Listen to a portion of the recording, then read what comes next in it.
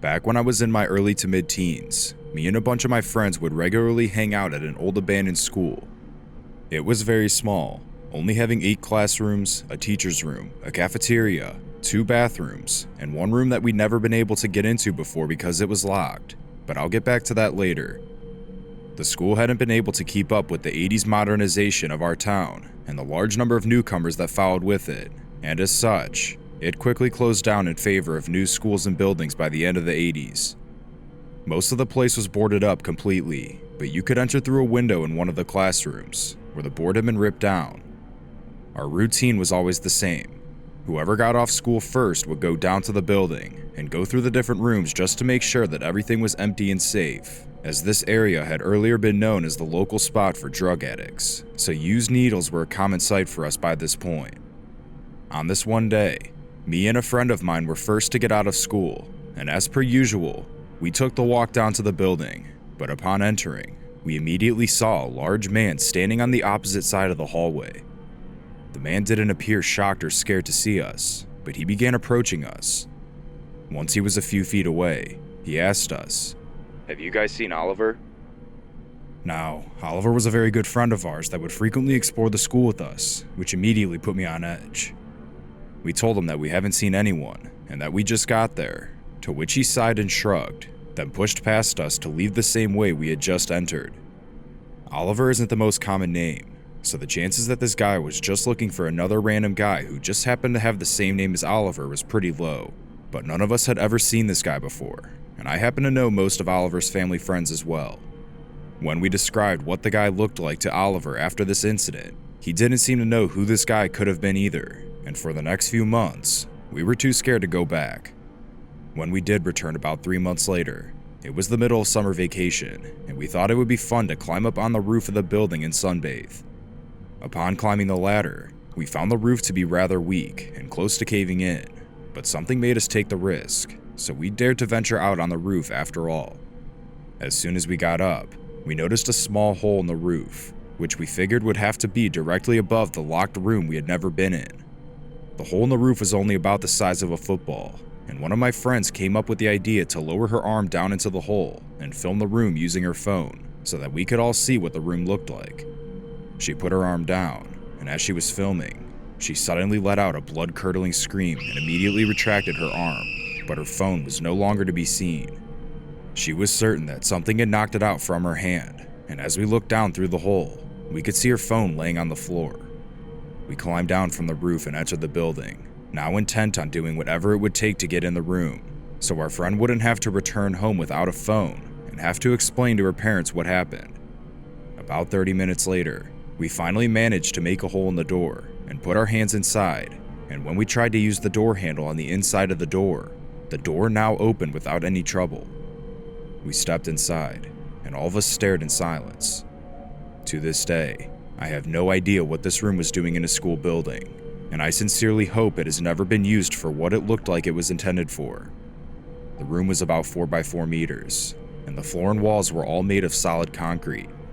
In the left corner of the room from where we entered, there were 2 metal bowls sitting on the floor, and at the back of the room, there were 5 chains dangling from the wall. 4 of them had equal-sized cuffs, and the 5th one was rather large, almost like it could fit around someone's neck. Needless to say, we swiftly picked up my friend's phone and immediately left the place. The room had us scared, but also slightly intrigued, so after some talk back and forth that same night, we decided to go back to look at it again the following day. When we returned the next day, we found the door to be locked once again, and someone had covered the hole we made in the door with a large wooden board nailed on the door. Once again, we immediately left, and after that visit, we've never returned. I have no idea what we stumbled upon that day, but I'm certain my days hanging out in this place is what sparked my interest in abandoned places. Today, I'm an experienced member of the urban exploration community, but I've never encountered anything nearly unsettling as that. Since taking up this hobby, it has been a dream of mine to go back to that school and check if the room was still there. But unfortunately, the place no longer exists, and the area is now home to a thrift store.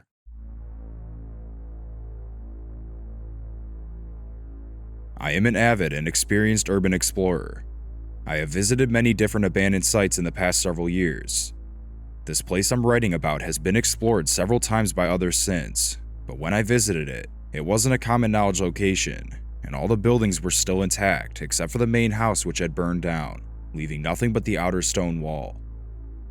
To more recent urban explorers, it is known as the Stone Castle, and more recently, the Osler Castle, which was named by the Heritage Society that decided to fix it up. When my boyfriend discovered it, he saw it in the distance from a roof he was working on.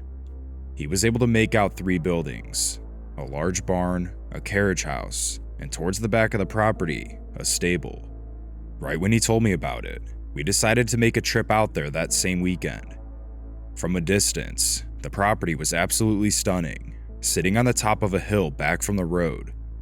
As we made our way up the hill, our initial opinion about the place was soon about to change. The house itself was gone except for the wall, and if you looked in the basement window, you could see an old stove laying amongst the wreckage. You could tell it had been a beautiful home at one time. Being the explorer I was, I insisted that we investigate every single corner of every single building that was on the property, and although my boyfriend was less than enthusiastic about it, I insisted, and he caved in. I honestly didn't see the point of driving for an hour just to look at the outside of the buildings. We had to go in. The first building we explored was the barn, which consisted of a main level and a lower level. Once we made it down to the basement, things went from wow to holy crap really quick. It was apparent that the basement had been used as a place for satanic sacrifices. There was satanic artwork, a knife that appeared to have blood on it, an altar with black candles, and a bottle of what smelled like blood. The most disturbing piece was an old makeshift cage with chains laying inside. My boyfriend wanted to get the heck out of there as fast as possible, but I convinced him to stay, since I still wanted to explore the rest of the buildings on the property. I told him that it was probably just a bunch of kids just screwing around, and that it wasn't that big of a deal, but I couldn't have been more wrong. Our next stop was the stables at the back of the property, and honestly, I was so caught up in my love for exploring that my boyfriend would not have been able to persuade me to leave without going into every single building no matter what. As soon as I opened the door into the stable, the smell of rotting flesh hit me. The entire room was littered with animal corpses. Dogs, cats, rabbits, even coyotes and foxes. They had all been horribly mutilated. It was absolutely the worst sight I had ever laid eyes on. We started to leave, but there was one more building I wanted to check on the way out of the stable. My boyfriend shot down my idea, saying that there was no effing way we were going there, and stomped off up the hill back to the main house, assuming I would follow. Instead, I went around the hill by myself and took a quick peek in the carriage house. The carriage house was anticlimactic. It had absolutely nothing in it. It's actually a good thing that I snuck off like I did, because if I hadn't, we wouldn't have seen them coming, and they would have been able to sneak up on us as we were coming up the hill and do God knows what to us. The first person I noticed was an adult male with a baseball bat. He actually had opened our car door and was rifling through our things, I'm guessing in an attempt to find a key. There were about 8 people in total in the group, ranging from adults I would say in their 30s to teenagers and children no more than 12 or 13. They all had weapons, golf clubs, sticks, a cane, and baseball bats. I yelled at the guy who was going through our car, and my boyfriend came charging over the hill. It appeared that we had ruined whatever plans they had in mind, because they immediately backed off, and some even tried to hide their weapons behind their backs, which was just stupid if you ask me. The guy who went through our car demanded to know what we were doing there, but we demanded to know what the hell he thought he was doing in our car, but he didn't answer, only staring at us. My boyfriend said we were just admiring the architecture of the house and that we were just leaving. Surprisingly, they let us get into our car and drive off, which in itself was a miracle, given what we had just discovered on the property. They followed us in a black pickup truck with no plates for a good 20 minutes, so instead of going home, we went to the closest police station and filed a report. My boyfriend never went back to that roofing job again. He switched job locations with one of the other employees and went to another one. I really wanted to go back, but after telling people what happened, I couldn't find anyone to go with me. My boyfriend and I continued various explorations, but we both started carrying knives. I still carry one to this day, even when I hike. I have not read or heard of anyone else having similar experiences at Osler's Castle. Recently, my cousin, who is also an explorer, contacted me with a place she wanted to check out, which just so happens to be Osler's Castle.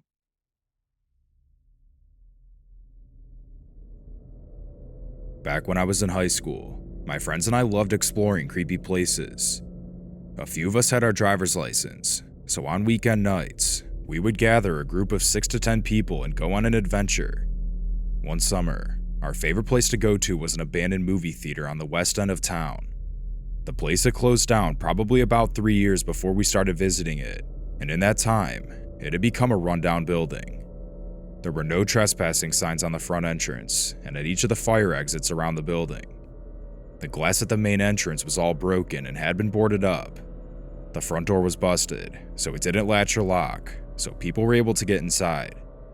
We knew there had to be homeless people crashing in there, but we were young and dumb, and felt invincible in a group.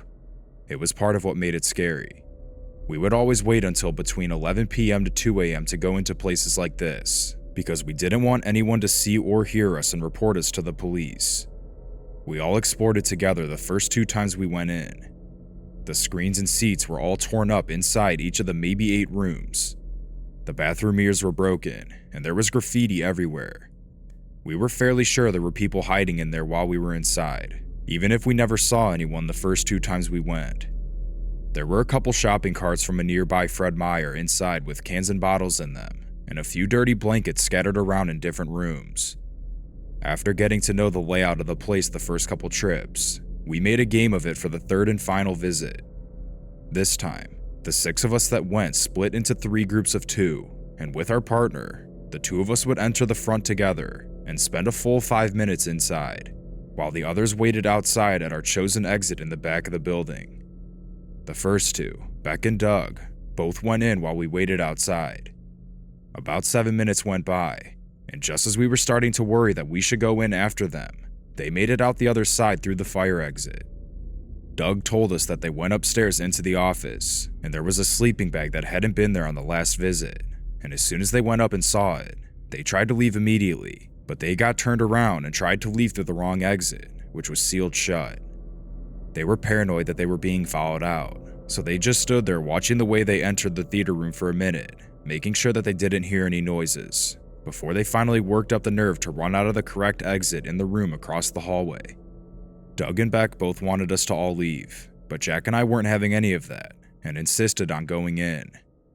Brad and Drew, the other group of 2 that was going to go in last, wanted to come with us, so the 4 of us went inside together, while Beck and Doug both waited by the exit.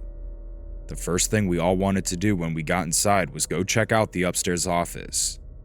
Just as we started to make our way up the stairs, we all heard a loud banging sound. It was coming from the back of the theater. We all agreed it had to be Beck and Doug trying to scare us so that we'd all come out and leave, since they were pretty scared from before. By the time we got upstairs, the pounding had stopped. Once we found the office, we learned that Doug was right.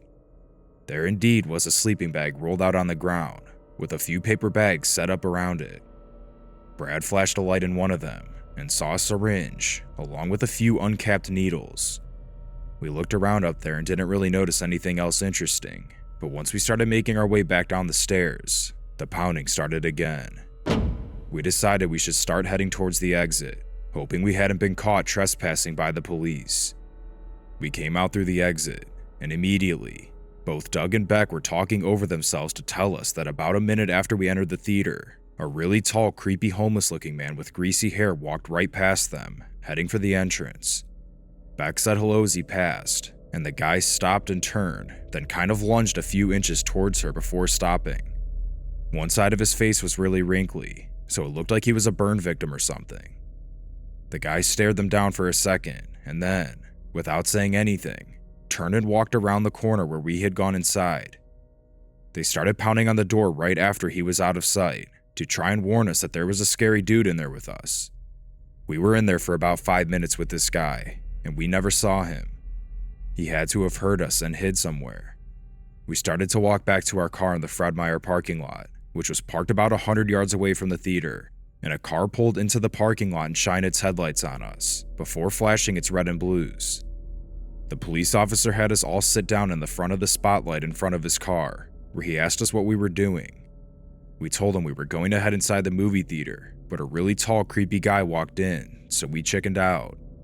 He told us that it was really dangerous to go into places like this, as there had been violence in the building before, and it'd be a shame if we got hurt doing something stupid. He let us go, and as we drove off, we saw him shining a light inside the front entrance. We took the police officer's advice and never went into places like this again, although I never did find out what violence he was referring to.